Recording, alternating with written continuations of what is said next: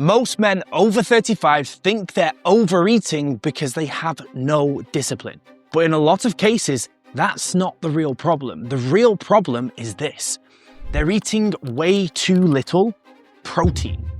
Look, when your body doesn't get enough protein, it doesn't politely ask for more, it turns hunger up, it turns cravings up, it makes you snack at night. It makes you walk into the kitchen at 10 p.m. looking for crisps, biscuits, or that Mars bar you thought you could hide from your wife in the fruit drawer. Then the next morning, you wake up angry with yourself and you say, "I've got no willpower." But it's not quite as simple as that. Often that's not what's happening.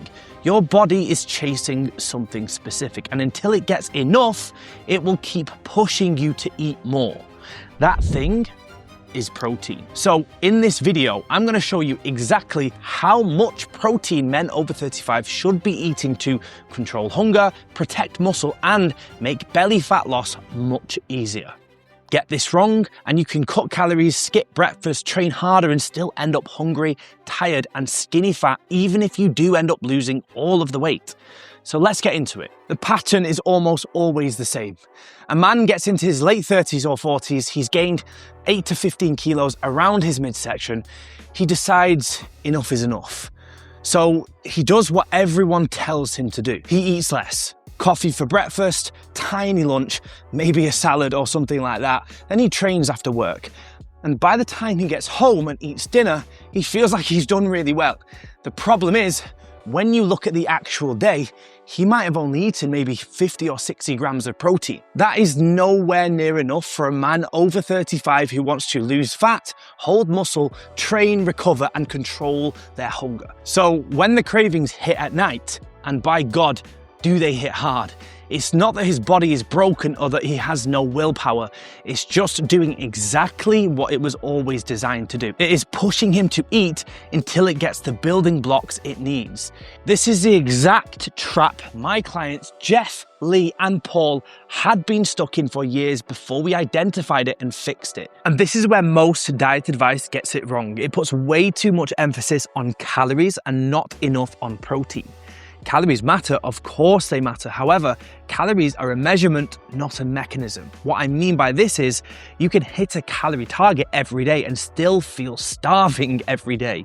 The number doesn't switch off the drive to eat. For example, I've had days where I've eaten thousands of calories of junk food and I'm more hungry than ever, and I'm sure you have too. The thing that does turn off the drive is what you eat. There's a principle called protein leverage, and it goes like this.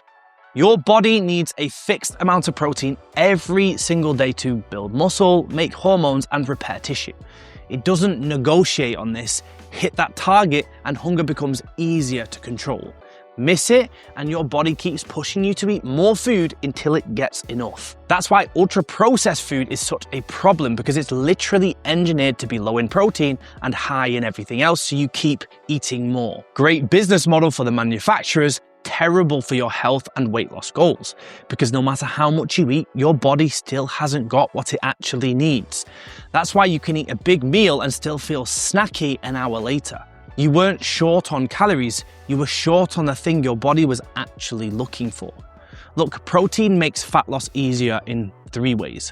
First, it's the most filling macronutrient. It triggers the same fullness hormones that weight loss injections amplify with chemistry, except protein does it naturally and without any side effects. Second, it costs more energy to digest protein than both fats and carbs put together. A man eating 130 grams of protein burns an extra 100 to 150 calories just in the digestion. And third, it protects muscle, which becomes non-negotiable after 35. After 30, men lose 3 to 8% of their muscle per decade unless they actively fight to keep it. Once muscle starts dropping, everything gets harder. Metabolism drops, blood sugar control gets worse, belly fat becomes easier to gain, testosterone drops because fat tissue converts it into estrogen, and then lower testosterone means even more muscle loss. The downstream effects are catastrophic. That's a cycle that often defines male body decline from 35 onwards. It often starts with the simple act of just not eating enough protein. So I guess the question then becomes, how much protein should you eat? Here's the simple target. Aim for roughly 1 gram of protein per pound of your target body weight. So if you're, let's say, 250 pounds, but you want to be at 190 pounds, aim for 190 grams of protein because that is your target weight. For most men watching this, that means you may be somewhere around 150 to 200 grams of protein per day. But before you go ahead and complicate this like the rest of the fitness industry, stop. You don't need a PhD in nutrition. You don't need to calculate amino acid profiles, and you don't need to obsess over every single gram. You just need to stop having only 10 grams of protein for breakfast and wondering why you're raiding the kitchen at night. The easiest and simplest rule is this: get 30 to 50 grams of protein in the first meal. Do that again at lunch and do it again at dinner. If you train, add another protein feed after your session. You could choose protein sources such as steak, Greek yogurt, whey protein, chicken, lean mince, turkey, or anything else. And here's what this could look like in a daily structure. Breakfast, you could have 4 eggs and a bit of Greek yogurt. Lunch, you could have chicken, beef, salmon, or turkey with vegetables, potatoes, or rice, or another form of carbs. For a snack, you could have, again, Greek yogurt or whey protein. And then for dinner, steak, fish, chicken with some vegetables or another carb source. It really isn't complicated and it's not extreme. This is what finally feeding your body what it needs actually looks like. And timing matters too. If you skip breakfast, eat a tiny lunch, and save most of your protein for dinner, don't be surprised when your appetite is switched on all day.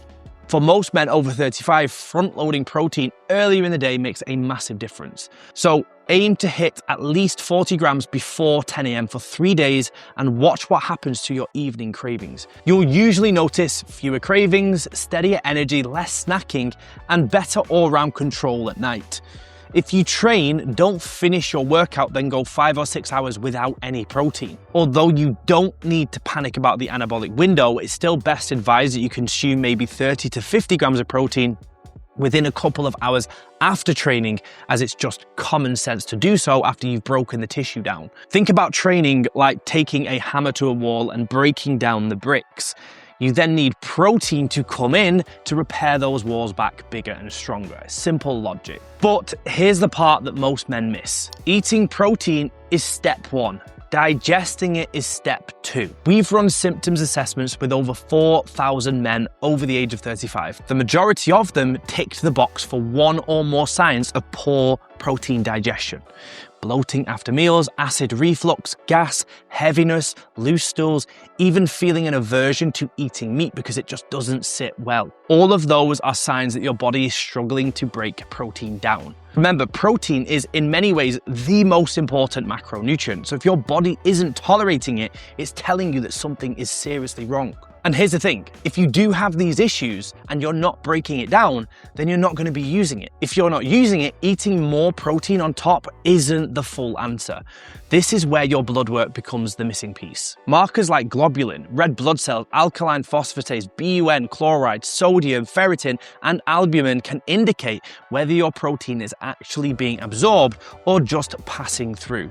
But GPs ignore them when they fall inside the standard reference range, even if you do have those symptoms. But when you look at these markers with the symptoms through the lens of optimal, they flag the problem before you ever see it on a scale. Take my client Andrew, for example. For years, he was eating more than 200 grams of protein every single day, way more than he actually needed. He still felt out of shape, inflamed, and his gut was an absolute mess. When we identified what was going on with his digestion and fixed it, he transformed like this in 6 months. And in the process, we actually had to lower his protein intake until the underlying issue was resolved. That's just one example. We have hundreds more. So here's the challenge. For the next 7 days, hit your protein target. Aim for 1 gram per pound of your target body weight. Get 30 to 50 grams in your first meal. Then get protein at every other meal. Prioritize that first and make sure you get protein after you train. Then watch what happens to your hunger, your energy, and your results. For a lot of men who do this is the first time that they realize they were not lazy or simply undisciplined.